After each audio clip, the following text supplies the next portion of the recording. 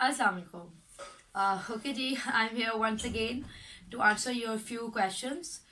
Number one, students are asking me to upload lectures on fourth year as well.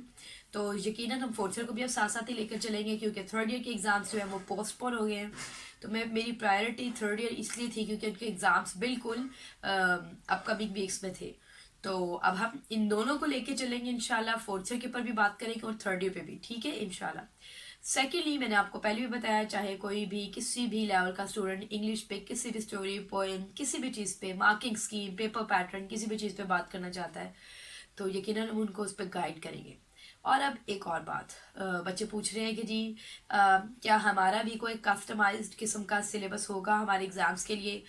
फ़िलहाल ऐसी कोई news नहीं है, इसलिए कि आपको टाइम स्टडीज़ के लिए मिल ही रहा है। अगर लॉकडाउन होगा तब भी ऑनलाइन लेक्चर्स आपके फिर भी हैं। डेली बेसिस पे आपको उसी तरह से उन्हीं टाइमिंग्स पे पढ़ाया जा रहा है, तो पढ़ाया जाएगा कल से इंशाल्लाह। तो ऐसा कोई सीन नहीं है, फिलहाल ऐसी कोई न्यूज़ नहीं है कि आपको कोई कस्टमाइज्ड सिलेबस होगा, आपको शॉर्ट फॉर्म में सिलेबस मिलेगा और उसमें से कुछ आएगा। ऐसी कोई भी चीज़ नहीं है। आप अपने आप को हर लिहाज से जो है फुली प्रिपेयर्ड रखें, अपनी स्टडीज़ पे फोकस करें और आपके इस तरह के जो भी क्वेश्चन हैं मैं उन पर इस तरह से वीडियोज़ इसलिए बना लेती हूँ कि इंडिविजुअली हर बच्चे को कॉमेंट पे आंसर देना it's not easy for me, it's time taking. दूसरी बात ये कि जिनके ज़हन में क्वेश्चन हैं लेकिन वो पूछते नहीं है, तो चलो उनकी भी कन्फ्यूजन जो है वो रिमूव हो जाएंगे इस तरह से। तो आई होप सो कि आपको इस बात पे भी आपका आंसर जो है वो मिल गया। इसके अलावा कुछ स्टूडेंट्स ये पूछते हैं कि जी हमारे जो 10 मार्क्स का एक क्वेश्चन है उसके लिए हमारी मार्किंग स्कीम क्या होगी? देखिए, आपके चाहे आप थर्ड ईयर के स्टूडेंट हैं, चाहे आप फोर्थ ईयर के स्टूडेंट हैं, बैचलर्स के इंग्लिश के, 10 मार्क्स का क्वेश्चन, चाहे वो शॉर्ट स्टोरीज में से है, पोएम्स में से है, प्लेज में से है, या शॉर्ट एसेज में से है, या ऑल मैन एंड द सी से है, नॉवल में से, उन सब की जो स्ट्रेंथ है पेपर के आंसर, मतलब पेपर में जब आप आंसर शीट पे आप एक आंसर लिखते हैं तो आपकी आंसर शीट की 2.5 साइड जब पूरी है लिखी हुई, आपने प्रॉपरली इस पे आंसर लिख दिया है तो इट इज गुड इनफ, ठीक है, इट इज प्रॉपर।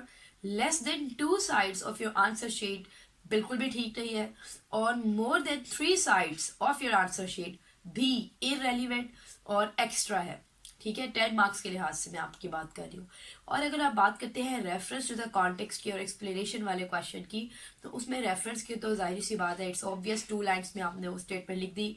उसके बाद कॉन्टेक्स्ट जो है आपकी आंसर शीट पे 5 to 7 लाइन्स आइडियल है इसके लिए, वो लिखे आप। Then comes explanation. एक्सप्लेनेशन जो है वो आपने, चाहे वो पोइम्स में से है चाहे प्लेज में से है, इन दोनों चीज़ों को आपने ज़हन में रखना है। एक्सप्लेनेशन आपकी 1.5 साइड मिनिमम रिक्वायरमेंट है और 2 sides of your answer sheet maximum requirement है। इससे ज़्यादा और 1.5 से कम लिखना सही नहीं होगा आपके लिए। तो चलिए, ये वाली चीज़ भी आपको पता चल गई। बाकी बेटा देखिए, हम आपको गाइड्स ज़रूर सजेस्ट करते हैं, दीज आर जस्ट गाइडलाइंस, ठीक है। ये आपको गाइड्स इसलिए प्रोवाइड की जाती हैं कि आपको पता हो कि किस तरह से किसी भी आंसर को टैकल करना है, but you are not suppose to cram the material written in any guide और एनी की बुक।